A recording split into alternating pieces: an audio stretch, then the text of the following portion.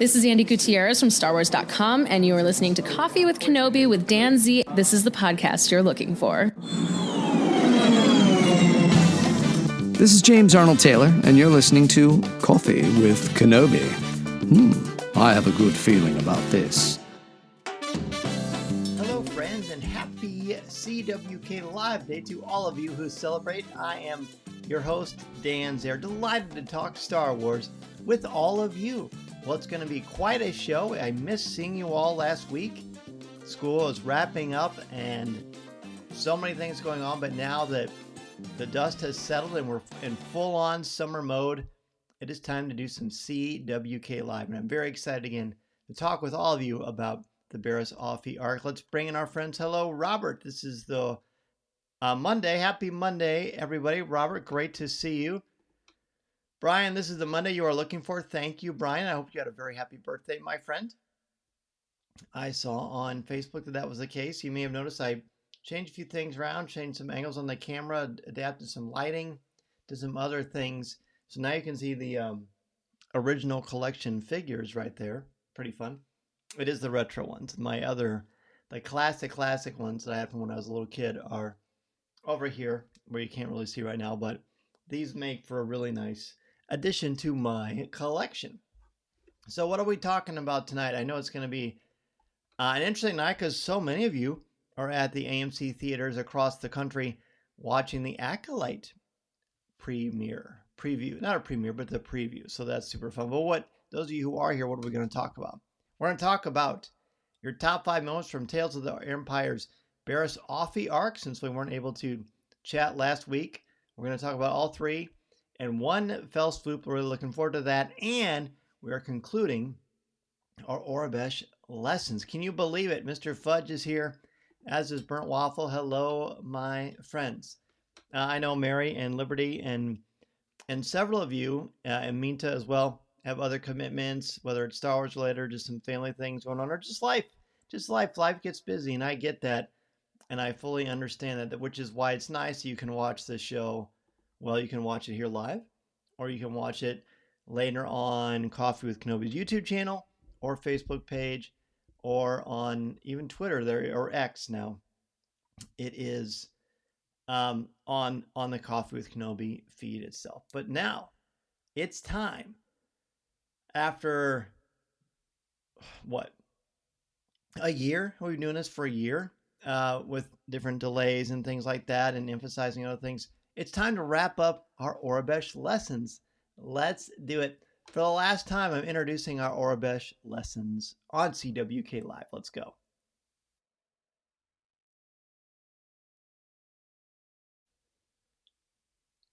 My, can you believe it, friends? We're doing our Aurebesh lessons for the last time. We'll just go through everything once more with feeling. There's our letter A, and we are going to do a quiz. You know, if you're going to do a review every week, you've got to do a quiz of some sort, right? I've got to check and test your knowledge. I mean, that's just the rules, right? That's just the rules. So let's see. E, F, the alphabet. There are still some that I continue to struggle with. But when you see them, I don't know about you, but I find that as I'm trying to translate Aurebesh, it's much easier to read it than it is to write it. And that might be with all languages, honestly. But when you can piece a couple together, all of a sudden you're like, oh yeah, that is the letter O. That is the letter P. You start to kind of click them together. The letter R and the letter D are very similar, but the D has the line through it. Aaron is here. Hello, Aaron. Great to see you, pal. So nice to see you on the show. Letter T, letter U, which is a very unique one. That one's hard to kind of match up with, as is the letter V, because it looks like the English letter Y. The W is a rectangle. The X is a triangle. The Y is like a V with an extra line running diagonally from on the left side. And now, this deserves a drum roll, right? The last letter of Aurebesh, the letter Z. When I spell my name in Aurebesh and I get to my last name, That's a hard one because that Z doesn't look like anything. What does it look like? Can anybody help me with that? Typically, I think of sometimes they look like Lego pieces or Lego hands or 8-bit things. Either way, I don't know about you, but I have continued to really enjoy and embrace how beautiful Aurebesh is. I mean, it's such a beautiful font. It's a beautiful written language. I think I've said this before, but years and years and years ago, someone tried to stump me to see how much I knew about Star Wars because they said, you don't know what the language Aurebesh is, so you don't like Star Wars. And I said, well, I do like Star Wars, in fact, and it's not a spoken language; it's a written one. So, Aaron says it looks like a guy in a chair. Okay, so, so like Professor X, but with a Z, maybe? Can we do that? A Lego hand. I noticed. I kind of thought it looked like a Lego hand too, just like one that's sort of in a bit of repose. Robert says it looks like a person sitting with his arms extended to me. Okay, okay. And Darren says, Z, this one is the last one about numbers. Sorry, I never looked them up myself.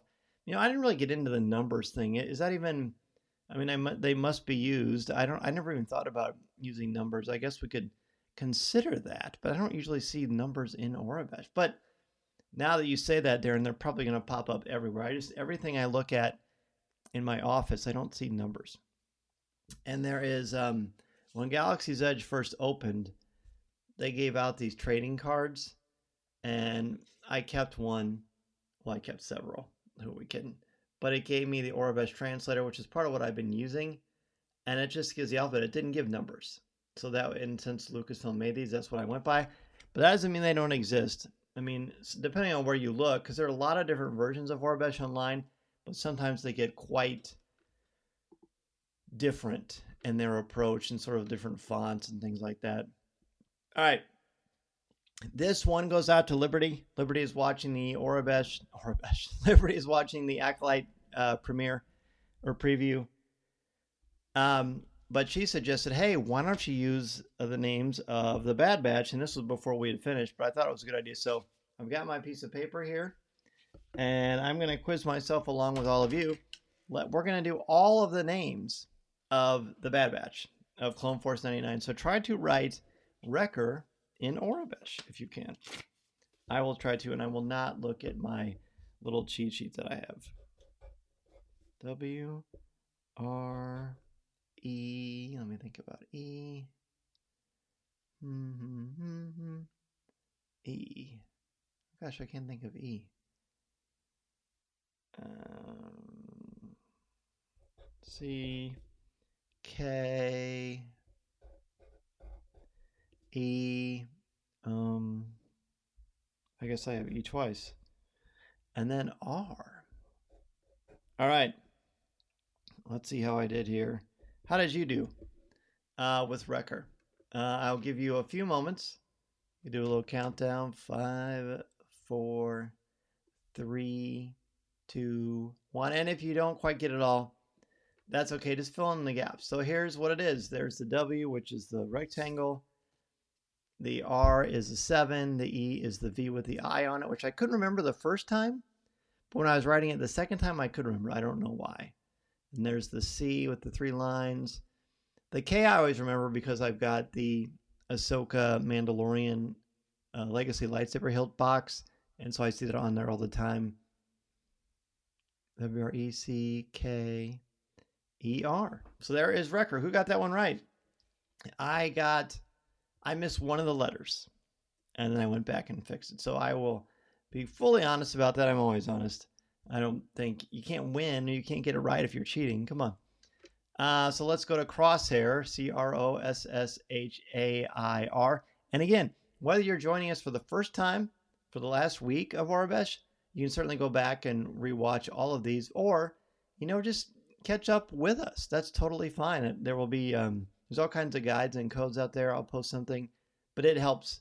It's just fun practice. I really think it's good for your brain. It's almost like Wordle, but Star Wars version for me, because I had to think of how to do the Aurebesh. So Crosshair, let's write the Crosshair. C, R, and I can use my paper from when I wrote Wrecker, O, S. I really like writing the letter S.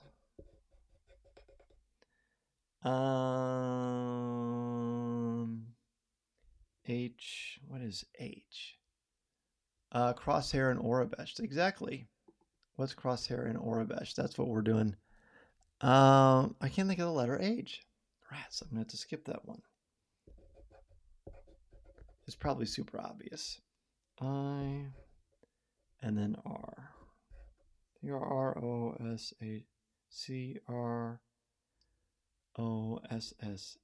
What is it? DEFGH. I can't remember H. Rats. It's probably gonna be super obvious. All right, I'm gonna give you the next one. There it is. It's Crosshair. CROSSH. Oh, H is just the 3 lines. Rats. AIR. So I got one wrong. Just one wrong letter. How's everybody else doing? No one has weighed in yet. Don't leave me out here on this island by myself. Let me know how you're doing on your Aurebesh spelling. So that's Crosshair. I am not 2 for 2 yet. I'm close. Robert's 100%. Robert, you have continued to do well. You are at the head of the class as always, my friend. Love that. So now let's spell Hunter. Now that I remember H. U.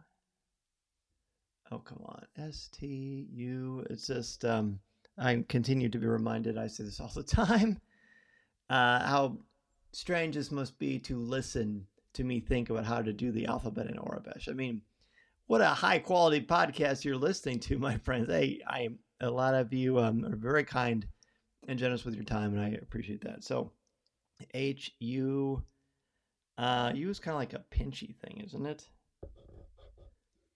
In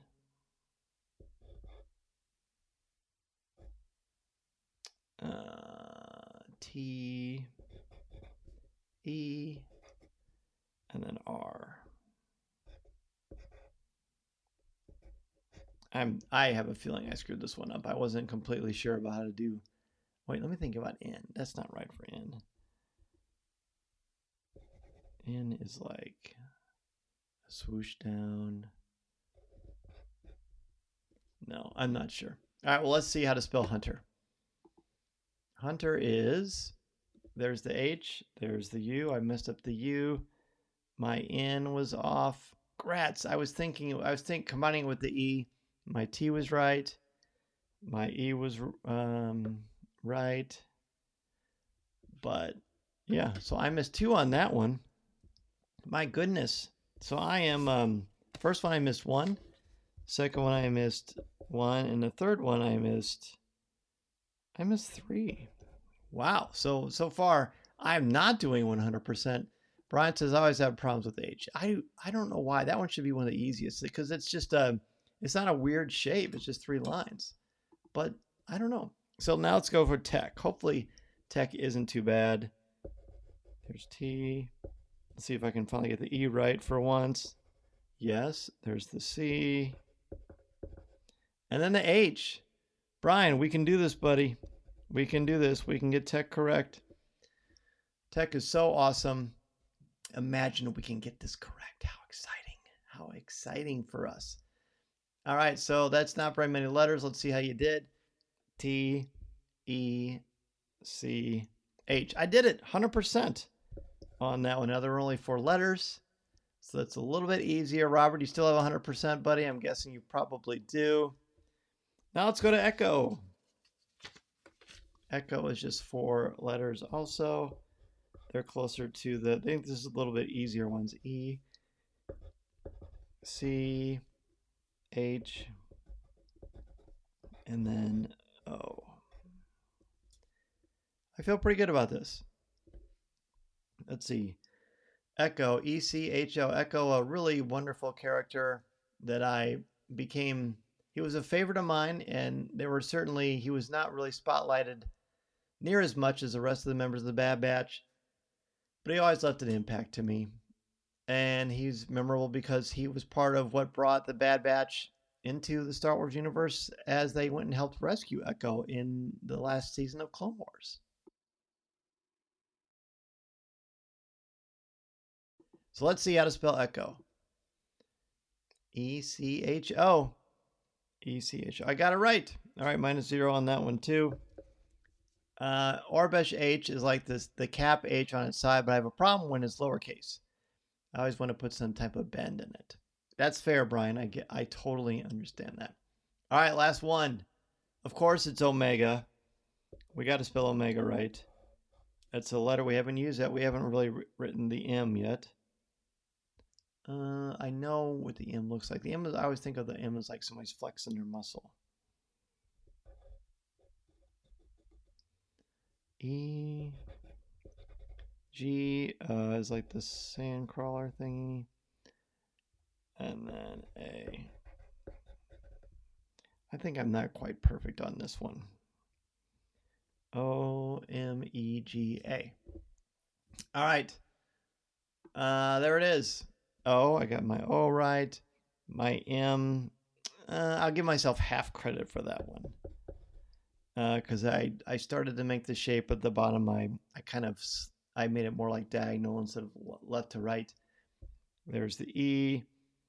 The G, I was pretty close because I didn't have the little tiny line at the top, and then I did the A right. So I'm going to give myself -half for that one too. So I got, let's see, 1, 2, 3, 4, 5, 6, 7, 8, 9, 10, 11, 12, 13, 14, 15, 16, 17, 18, 19, 20, 21, 22, 24, 7, 31, 32, 33. And now you too, kids, can listen to Dan Zehr talk and count to himself. How about that? So there's 33 total, if I add it correctly. And I miss 1, 3, 4, 5. I miss 6.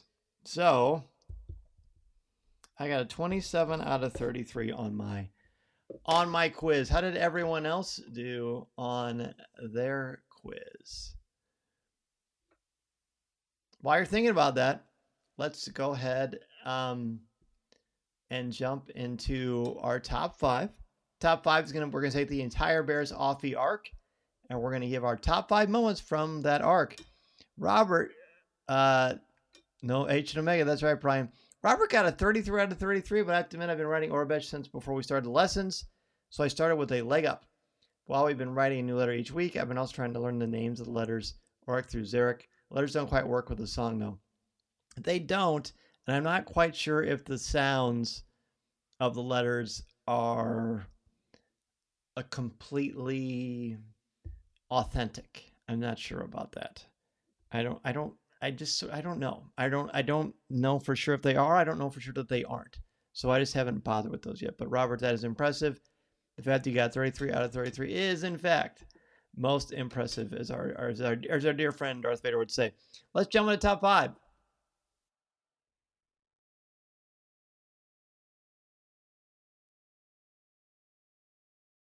Aurebesh ABCs of the Cantina song.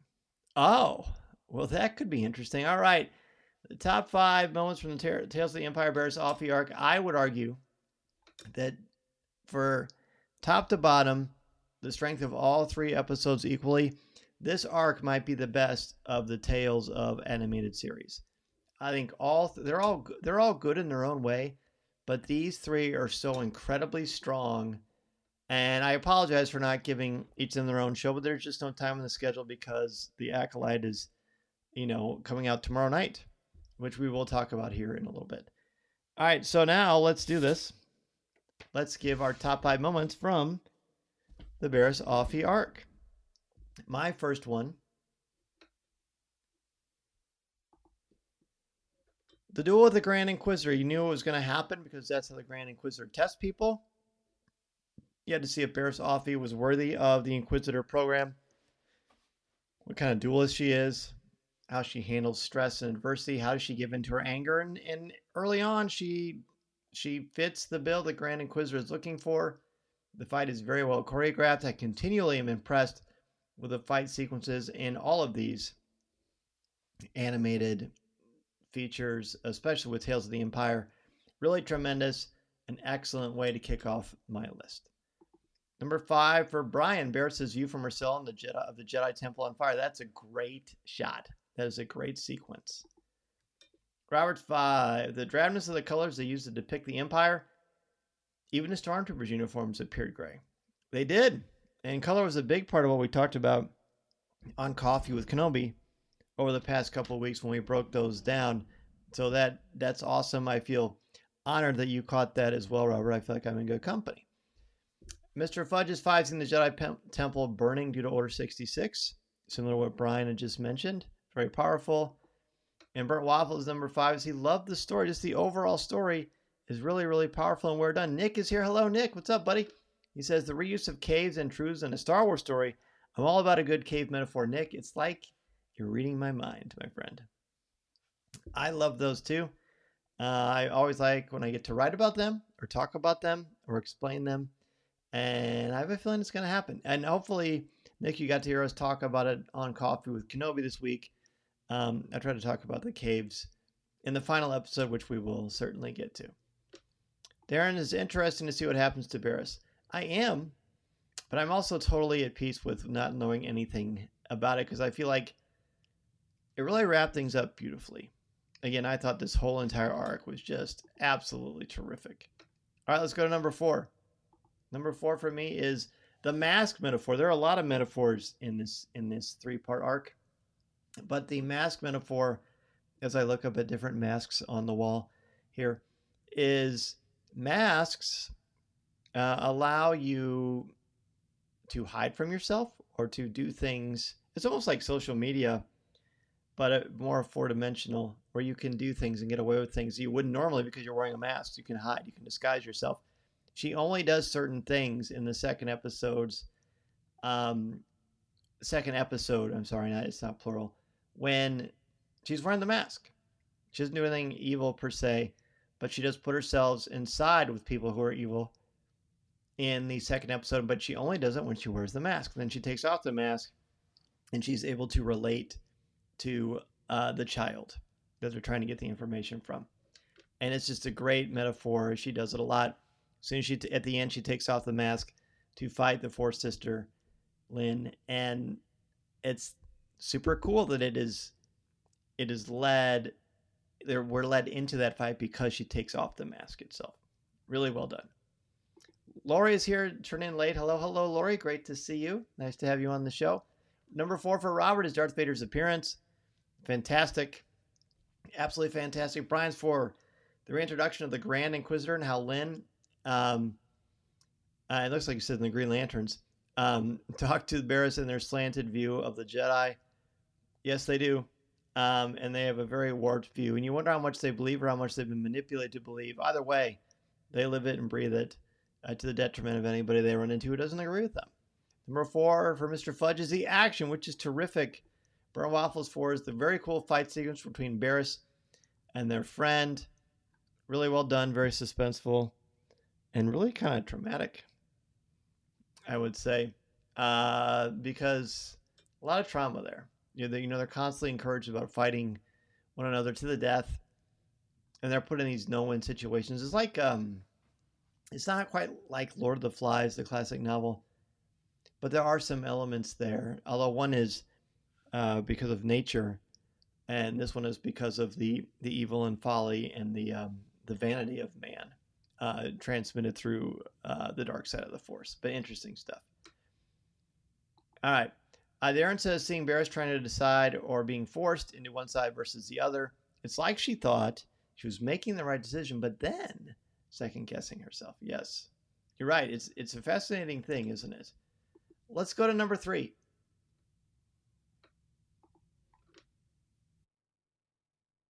Number 3.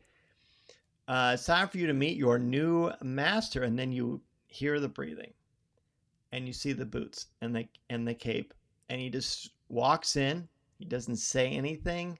You just hear the breathing, the menace of Vader, the way they just bow down to him. Barriss doesn't quite seem to know what's going on, but there's no denying the power and the presence of Darth Vader, and it's great. Do I wish I could have seen more Darth Vader? I mean, sure, but no, actually, it's fine the way that they did it. It's just enough. Like I always say, Vader and Jaws, less is more. Just their presence means something. And there's already so much that we know about them to kind of bring us in to the power of these characters. So, your new master, what a great, powerful line. Loved it. Next 4 was Barriss' subtle acts of hospitality towards the family. I really like hospitality playing a big role in Star Wars. You can tell a lot about a character the way they welcome a stranger. Yes, you can, and that is a classic archetype all the way back to ancient Greece and even before. The way you treat a stranger, the way you treat a waitress, a waiter, someone like that. Those you can tell a lot about it, that character or a person. Good catch, Nick. I like that. Number 3 for Mr. Fudge, Barriss protecting the child that gave her information where the Jedi was at. It was a really nice touch to show us some character moments here for Barriss and helps us to care about her more. Brian's 3, Barriss' spectrum of emotions as she goes on her first mission, culminating with force pushing Lynn off the cliff. It was a powerful moment, wasn't it? Number 3 for Robert, Barriss telling Lynn she's a Jedi. That was so cool. What a great little sequence there. And Darren's next one, the fight where Barriss is forced to fight the other person, the shrinking shield hole in the middle. Wow. Yeah, it was like a type of a gladiator thing. Pretty crazy stuff. Let's see. I want to go to the next one. Let's go to number 2. If you have a number 3, whether you're popping it in now or later on the CWK Cafe or Coffee with Kenobi Facebook group, please go ahead and do so. Love to see what you have for us. Number 2, Nick mentioned this. I'll mention it here briefly. The cave metaphor. Star Wars is full of great metaphors with caves. The Empire Strikes Back, The Last Jedi, several things in the animated different series. But this cave metaphor in the final episode of the Barriss Offee arc is fabulous. It's all metaphorical. Lynn's journey inside herself. How does she know how to get out? Does she know how to choose a new path for herself? How is fear keeping her, empowering her? She thinks it's empowering her, but it's actually her master, as Barriss says. And it's just great. I love the cave metaphor. It's really sharp. Pay attention to, there's certain things in literature and good stories when you see people coming together to eat, when you see someone going into a cave. There are a lot of other really very clear, strong archetypes, but caves for this one stands out so much. Now, we talked about it in great detail this week on Coffee with Kenobi, so be sure to check it out and see what you think. Let's see. I don't want to miss anybody. Burnt Waffles 3, the fight against Barriss and the Inquisitor. Yes, Mr. Fudge, number 2, seeing Darth Vader entering the room, which is great. Brian's 2, Barriss' compassion for Lynn and trying to help her in the cave, even though she's trying to kill her. She's fabulous. I'm going to talk about that here in a second. Robert's 2, how well the episodes depicted the lack of choice under the Empire's authority. Example, when Lynn asks Barriss if she will join her. The stormtroopers are already their blasters. Amar's accent he had when he left. The fight to the death between Barriss and Dantel. Great stuff. Number 3 for Nick. Barriss using the Force to choke Dante. Yeah, Dante's what? Yeah, that's it. Lynn and Barriss' lightsaber fight was number 2 for Nick, which is also spectacular. Burnt Waffles 2, seeing Darth Vader, and also how Barriss puts her mask on and does evil things, but when she doesn't have the mask on, she becomes like a Jedi. Exactly, that mask metaphor, really interesting. Next one for Darren, the music and the colors, the lighting, set the tone quite well. The music is really extraordinary. It evokes emotion and empathy and also drama and tension, but it never feels manipulative. It's just really beautifully done. And I absolutely love the music in this one as well. So fun. Let's see. I don't think I miss anybody. Again, if I did, I apologize. Please be sure to throw that in there. Let's go to number 1. Number 1 in the Barriss Offee arc, I forgive you. My one word this week on Coffee with Kenobi when we talked about this final episode of the Barriss Offee arc. And as you know, we always just pick one word. Each of us picks one word to talk about. If you could describe an episode in one word, what would it be? And I said Christian. Because forgiveness is the core of one of the core tenets, of Christianity, to forgive your enemies, right? Lynn is an enemy. She tries to kill Barriss. She would have if not for Barriss being saved. No, I just assume that because it looks like she's trying to save her. Hopefully she does. For all we know, they may get out of that cave and she won't be saved. I don't know. But I like to think that she was. Either way, she forgives her enemy for killing her. And for everything. Because these choices that Lynn made, how it impacted Barriss Offee later, ends up allowing Barriss to have a choice to make a better path for herself, to make a better life for herself. And that, coupled with her forgiving her enemies and ending the myth of redemptive violence where the only way to destroy or defeat an enemy is to kill them, and picking a new path, absolutely extraordinary. Really, really sophisticated storytelling. Trust me. I don't know why I'm saying trust me. Trust me that I think it's sophisticated storytelling, because I think it really is extraordinary. So bravo to the team on Tales of the Empire for telling such a powerful, compassionate, evocative story that really made me think and really showcased full ranges of human emotions. Just so good. All right, let me go backwards.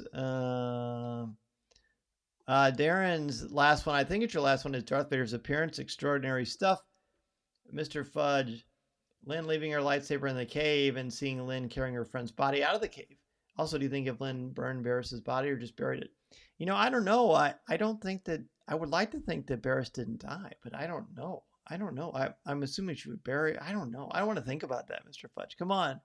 That's a good question. I'd like to think she survived, but I have no idea. Number 1 for Robert. Barriss's complete sense of calm and control in the way out. Effortlessly dodging the aggressive swings of Lynn's lightsaber, her forgiving Lynn. All terrific. Burnt Waffle, the end, where Barriss tries to help Lynn, but Barriss is ending up dead. Also be interested to see where Lynn's story would go. Again, I just don't know that Barriss is dead. She says she's going to help her. I hope she does. Nick has a great quote. There is no way out, is there? And then Barriss says, that is what the Empire wants you to think. Exactly. And that's where that cave metaphor comes in as well. Brian's number 1, the plot twist. Barriss coming back to the Jedi. Barriss was so angry at the end of the Clone Wars, and I did not think she'd make the choice to turn back. But well done. Yes, well done. We all have choices. We all can forgive. Ryan Johnson actually talked about it when he was being interviewed when he made The Last Jedi. And they said, can Ben Solo ever be redeemed? He said, well, Darth Vader was way worse than he did. Interesting, right? And again, very, very Christian idea, the idea of forgiveness. And it's just so cool. So refreshing to see something like that presented in popular media. Absolutely well done. So smart. So again, so evocative of the human spirit and what the depths that we are capable of. We're not just capable of being frustrated or angry or aggressive. We're capable of great love, great kindness, great forgiveness. And it really is showcased in this episode. And I absolutely love it.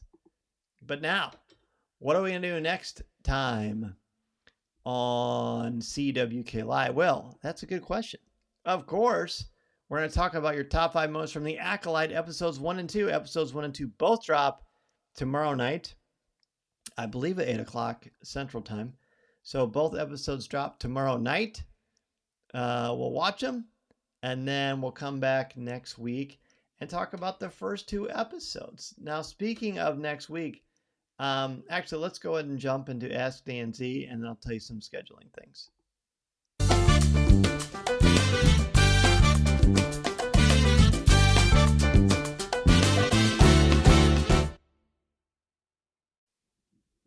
All right. So this says join us next week. That's actually not true. We're actually going to do something a little bit different over the next couple of weeks. And why is that? Because it is summertime and I'm a teacher. So let me show you the next 3 weeks, what we got going on here on Coffee with Kenobi's Live. There will be definitely regular Coffee with Kenobi episodes every week, sometimes multiple episodes each week. But next week, it'll be the same time, but a different day. Instead of next Monday night, which would have been the 10th, I'm actually going to record the live podcast on Sunday night at 7 o'clock p.m. Central Standard Time We will give you top 5 episodes of The Acolyte, episodes 1 to 2. And then the week after that, the week of June 17th, I'll actually be out of town with my family on vacation. So there'll be no live show that week, although there will be Coffee with Kenobi, as I mentioned. And then the week after that, 3 weeks from now, back to business. We will talk about The Acolyte episodes 3 and 4 combined. So that's what's going to look like the next 3 weeks. Thank you for bearing with me. I hope that you're able to find it. I will post all kinds of reminders, but with vacation and things like that, baseball games that Mason is in and other things. Sometimes it's just hard. I actually sometimes think I have less free time in the summer because there's so many other things going on, but that's a good problem to have. Robert wants to know, will I be getting or have I gotten the Chianti Monday lightsaber belt? I've not ordered it. I don't know if I'm going to get it. I know they only had 6,000 of the box set. Maybe they'll have a regular one. What about you, Robert? It sure looked cool. Brian wants to know, how is Mad Eye Mason doing in baseball? You know what? He's having a great season. He loves his friends. He's learning a lot about what it means to be a good young man. The coaches are doing a great job. We're having fun. Parents are great. It's been good fun, Brian. Those of you interested, it looks like the Acolyte episodes 1 2 have lengths of 41 and 36 minutes. That is correct. I can absolutely confirm that, Darren. You may have seen, I did post on social media that I have seen the first 4 episodes of The Acolyte. I was able to share a social media review of it, so look on Coffee with Kenobi's Facebook or Twitter or Threads, and even on Instagram I posted a social media review. The full review is coming out tomorrow, so be ready for that. Did I go to the screening? I did not go to the screening. The main screening in Hollywood I was invited to but was not able to attend, but I did see the first 4 episodes of The Acolyte, and I'm certainly looking forward to seeing what you all think. When are you going to give us a tour of your room? It's a good question. You know what? Sometime I just need to do that. You know what, Mr. Fudge? Remind me. I'm going to try to change. I've got a few things I'm kind of modifying in here still, but I will do that because I want to show them for you. I've got some ideas for some different camera things and lighting, but I definitely want to show you a tour. There's a tour of the old studio that was on Coffee with Kenobi's YouTube channel. So you go to Coffee with Kenobi's YouTube channel. Hopefully you're subscribed anyway, but just go in there and search for studio tour and you'll see what the old studio looked like. I've certainly rearranged it a lot, but at least gives you sort of a general idea. At least the wall of all the action figures are there too. All right, so again, don't forget to join me next week on June 9th, which will be Sunday. We'll talk about the first 2 episodes of Star Wars The Acolyte, which again drops tomorrow night. I know you're all very excited to talk about it, and I'm certainly excited to see what you think. I'm also excited and I continue to get updates that people are signing up to join us on the Disney Wish, June 16th to the 20th, 2025. This is the group, the travel group that Coffee with Kenobi does with Mouse Fan Travel. Last summer, almost a year ago to the day, we all experienced the Halcyon together. It was just such a wonderful time with amazing memories, making new friends and reigniting friendships from all across the world. Well, now you got a chance to do that. You got a chance to join us on the Disney Wish. If you're curious what it's going to be like, what it's going to cost, what all is involved, go to coffeewithkenobi.com/Disney Wish. Look, it's no cost. It's no obligation. It's not like I'm going to, if you start to sign up and you can't do it, that's okay. I won't even know. And I wouldn't think less of you anyway. I just want you to consider it because I selfishly just want to hang out with you. I want to hang with you on the Disney Wish again, June 16th to the 20th, 2025. So much fun. You can go on the Hyperspace Lounge with us. There's a lot of other Star Wars things on the ship. Plus, a Disney cruise is just the most wonderful vacation, honestly. Brian, thanks for all you do, Dan. It's always a great way to start the week. Brian, thank you, buddy. And again, happy birthday to you. Thank you so much, everybody, for joining me. I will see you all next Sunday. Remember, for our modified schedule, so we can talk about the first 2 episodes of The Acolyte, episodes 1 and 2. Enjoy them tomorrow. Be sure to comment in the CWK Cafe tomorrow night for your immediate reactions. I'll do that too. Thanks so much, everybody. Thank you so much. Thank you to members of the CWK Alliance who help support the show and make it possible. I absolutely cannot do the show without you. And thank you to all of you who join me every week on CWK Live. This is Dan Zehr reminding you that this is a live podcast you're looking for. Bright suns, my friends, may the stars light your way. See you next time. This podcast is not endorsed by the Walt Disney Company or Lucasfilm Limited. It is intended for entertainment and informational purposes only. The official Star Wars website can be found at www.starwars.com. Star Wars, all names, sounds, and any other Star Wars related items are registered trademarks and or copyrights of Disney and their respective trademark and copyright holders. All original content of this podcast is the intellectual property of Coffee with Kenobi unless otherwise indicated. This is the podcast you're looking for.